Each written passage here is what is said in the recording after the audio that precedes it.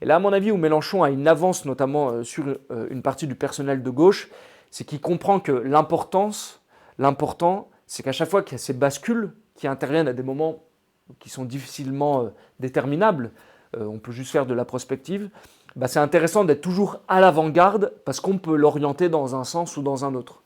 Et vraiment, Mélenchon, dans la dimension anthropologique, dans la dimension démographique, il pense que ça va déboucher sur des points de bifurcation. Les bifurcations, c'est quand quand un système entre dans un état autre que le précédent, il n'y a pas de retour en arrière. Et il faut toujours être, comment dire, à l'avant-garde de ces changements pour les orienter où on peut.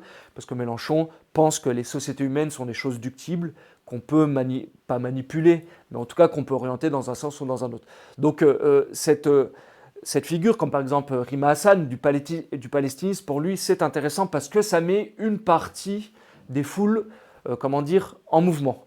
Et c'est important, et d'ailleurs on le sait à quel point c'est important pour les marxistes d'avoir cette conscience de classe, conscience de ce qu'on est, parce que de la conscience vient justement la mise en action. Et c'est pour ça que Mélenchon met toujours à côté de la stratégie politique deux choses, l'éducation et la conflictualité.